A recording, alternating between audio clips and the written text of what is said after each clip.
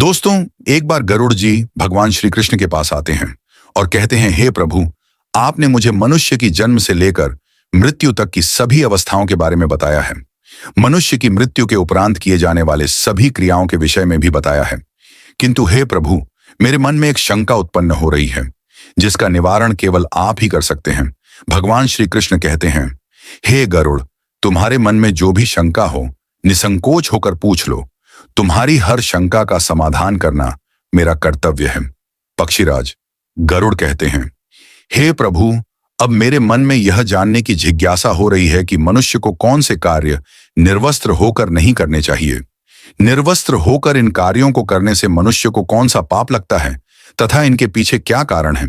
तब भगवान श्री कृष्ण कहते हैं, हे पक्षीराज गरुड़, आज तुमने उत्तम प्रश्न किया है। तुम्हारे इस प्रश्न के उत्तर में समस्त मानव जाति का कल्याण छिपा हुआ है। तुमने यह सत्य ही कहा है कि मनुष्य को कभी निर्वस्त्र होकर भोजन, स्नान तथा शयन नहीं करना चाहिए। निर्वस्त्र होकर यह तीन काम करने से इसका मनुष्य के जीवन पर अशुभ प्रभाव पड़ता है। तुम्हारे इन प्रश्नों के उत्तर देने से पूर्व मैं तुम्हें एक ब्राह्मण का प्राचीन इतिहास सुनाता हूं। इस प्राचीन कथा के माध्यम से तुम्हें तुम्हारे सभी प्रश्नों के उत्तर प्राप्त हो जाएंगे। इसीलिए तुम इस कथा को ध्यान से अवश्य सुनो। इस कथा को सुनने मात्र से ही मनुष्य के पापों का नाश होता है। गरुड़ जी कहते हैं, हे प्रभु, आपके मुख से इस कथा को सुनना मेरा सौभाग्य है। कृपया आप मुझसे वह कथा कहिए। मैं इसे ध्यान से पूरा सुनूंगा और तीनों लोकों में इसका प्रचार करूंगा। भगवान श्री कृष्ण कहते हैं, हे खग, अच्छा ठीक है, अब तुम इस कथा को ध्यान से सुनो। मैं तुम्हें वह कथा सुनाने जा रहा हूं। प्राचीन काल की बात है। मध्य देश में एक अत्यंत शोभायमान नगरी थी। उस नगरी में देव शर्मा नाम का एक विद्वान ब्राह्मण रहता था। उसने चारों वेदों का तथा समस्त शास्त्रों का अध्ययन किया हुआ था। वह नित्य भगवत गीता का पठन किया करता था। देव शर्मा भगवान विष्णु का परम भक्त था। नित्य भगवान विष्णु की पूजा आराधना किया करता था। एक दिन देव शर्मा तीर्थ स्थान पर जाने के लिए घर से निकलता है। वह अपने साथ भोजन बनाने के लिए थोड़े से चावल ले लेता है। देव शर्मा घने जंगलों से तीर्थ स्थान के लिए चलने लगता है। बहुत देर तक चलने के बाद देव शर्मा जंगल में स्थित एक जलाशय के समीप पहुंच जाता है। वह जलाशय अत्यंत सुंदर था। उसके चारों ओर हरियाली और सुंदर वृक्ष थे। फिर वह ब्राह्मण उस जलाशय से पानी पी लेता है और वहीं पर भोजन करके विश्राम करने का विचार करता है। देव शर्मा अग्नि जलाने के लिए लकड़ी इकट्ठा करने निकलता है। तभी उसे जलाशय के पास एक विचित्र दृश्य दिखाई पड़ता है। उस जलाशय के आसपास के सभी वृक्ष तथा पौधे हरे भरे होते हैं, किंतु केवल दो वृक्ष एकदम सूखे हुए तथा मृत दिखाई पड़ते हैं। उन वृक्षों को देखकर देव शर्मा को बड़ा आश्चर्य होता है। वे इस प्रकार से सोचने लगता है, बड़ी ही विचित्र बात है। इस जंगल के सभी पेड़ पौधे हरे भरे हैं, किंतु यह दो पेड़ तो एकदम से सूखे हुए हैं। इन पर ना तो पत्ते हैं और ना ही छाल है। इन वृक्षों की ऐसी हालत किस कारण से हुई? इतना सोचते हुए वह मन ही मन प्रसन्न हो जाता है और कहता है, चलो अच्छी बात है, आग जलाने के लिए सूखी लकड़ी का इंतजाम भी हो गया। देव शर्मा उन सूखे हुए वृक्षों के पास जाता है और उनकी टहनियां तोड़ने लगता है।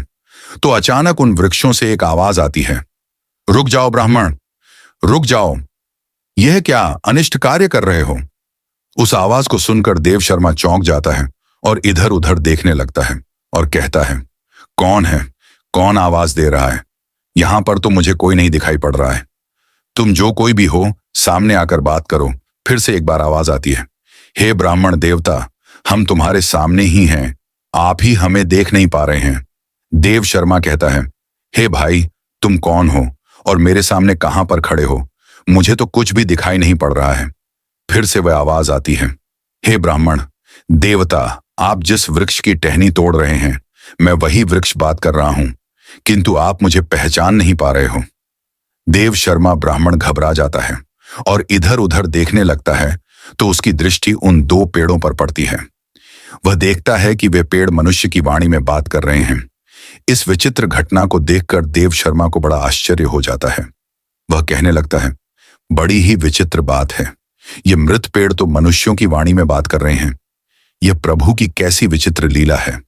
देव शर्मा उन मृत वृक्षों से कहने लगता है, हे वृक्षों, तुम कौन हो और तुम मनुष्य की वाणी में कैसे बात कर रहे हो? और तुम्हें वृक्षों का शरीर कैसे मिला? तुम्हारे समीप इतना बड़ा जलाशय होने के बावजूद भी तुम सूखे हुए हो और बाकी सभी पेड़ पौधे हरे भरे हैं। आखिर ऐसा कैसे संभव है? देव शर्मा की बात सुनकर वह पेड़ बोलने लगता है। हे ब्राह्मण देवता, हमारी ऐसी दशा हमारे कर्मों के कारण ही हुई है। हमने पिछले जन्म में जो पाप किए थे उसी का फल भुगत रहे हैं। देव शर्मा कहता है, हे वृक्ष, कृपा करके आप मुझे आपके पिछले जन्म का वृतांत सुनाइए। तब वह वृक्ष बोलने लगता है, हे ब्राह्मण देवता, अब हम आपको हमारे पिछले जन्म का वृतांत सुनाते हैं। पूर्व काल में मैं धनेश्वर नाम का वैश्य था और यह मेरी पत्नी दुर्मति थी। हम दोनों ही कांचीपुर थे। मेरा स्वभाव अत्यंत दुष्ट और क्रूर था। मैं लोगों को ब्याज देकर धन कमाया करता था। मेरी पत्नी भी अत्यंत क्रूर और दुष्ट स्वभाव की थी। उसने कभी अपने द्वार पर आए अतिथियों का सम्मान नहीं किया। हमने कभी दान धर्म भी नहीं किया। सदैव ही दीन और गरीब लोगों को सताया करते थे। उस समय हमारी कोई संतान नहीं थी। हम दोनों ही संतान सुख प्राप्ति के लिए भोग विलास किया करते थे। हम निर्वस्त्र होकर स्नान किया करते थे और निर्वस्त्र होकर ही शयन किया करते थे। अनेक वर्षों तक भोग विलास करने पर भी हमें संतान सुख प्राप्त नहीं हुआ। मैंने कभी अपने पूर्वजों के लिए श्राद्ध नहीं किया, कभी तर्पण नहीं किया, उनके लिए कभी दान धर्म भी नहीं किया, जिस कारण से मेरे सभी पूर्वज रुष्ट हो गए। मेरा मन सदैव ही काम वासना से भरा हुआ रहता था। हम दोनों पति पत्नी दिन रात भोग विलास किया करते थे। निर्वस्त्र होकर ही स्नान, भोजन तथा शयन किया करते थे, जिससे समस्त देवी देवता और पितृ भी हमसे रुष्ट हो गए। इस प्रकार से अनेक वर्ष बीत जाने के पश्चात हम पुत्र प्राप्ति की कामना से तीर्थ यात्रा पर निकले। रास्ते में जाते समय नदी किनारे हमने निर्वस्त्र होकर संबंध बनाया। दुर्भाग्य से उसी नदी में डूबकर हम दोनों की मृत्यु हो गई। मृत्यु के पश्चात हमें ले जाने के लिए यमराज के 2 दूत प्रकट हुए। वे दूत हमें पकड़कर यमपुरी ले गए। यमपुरी का दृश्य अत्यंत भयंकर था। यमराज विशालकाय सिंहासन पर बैठे हुए थे और उनके पास चित्रगुप्त बैठे हुए थे, जो यमपुरी में आए हुए प्राणियों का लेखा जोखा निकाल रहे थे। जब मेरी बारी आई तो यम के दूतों ने मुझे यमराज के सामने खड़ा कर दिया। फिर चित्रगुप्त यमराज से कहने लगे, हे धर्मराज, इस वैश्य ने तो अपने जीवन में कभी कोई पुण्य का काम नहीं किया है। इसने अपने पूर्वजों का सदैव ही अनादर किया है। इसने सदैव ही निर्वस्त्र होकर स्नान, भोजन तथा शयन किया है। इसीलिए यह केवल नरक जाने के ही योग्य है। इस प्रकार से चित्रगुप्त ने मेरे कर्मों का लेखा जोखा यमराज को बताया। यमराज मुझे देखकर कहने लगे, अरे दुष्ट, तूने तो कभी कोई पुण्य के काम नहीं किए हैं। तूने सदैव ही निर्वस्त्र होकर स्नान करके वरुण देवता का अपमान किया है। निर्वस्त्र शयन करके तूने अपने पूर्वजों को अपमानित किया है तथा निर्वस्त्र भोजन करके तूने अन्न का भी अपमान किया है। इसीलिए तुझे नरक में ही डाल दिया जाएगा। इस प्रकार से यमराज ने अपने दूतों को आज्ञा देकर मुझे नरक में डाल दिया।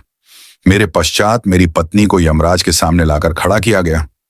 उसे देखकर चित्रगुप्त ने कहा, हे धर्मराज, इस पापी स्त्री ने भी अपने पति की तरह कोई पुण्य का काम नहीं किया है।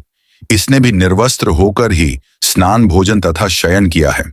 इसने समस्त देवी देवताओं और पितरों का अपमान किया है, अतः यह भी नरक जाने के ही योग्य है। इस प्रकार से यमराज ने हमारे पाप कर्मों को देखते हुए हम दोनों को ही नरक में डाल दिया।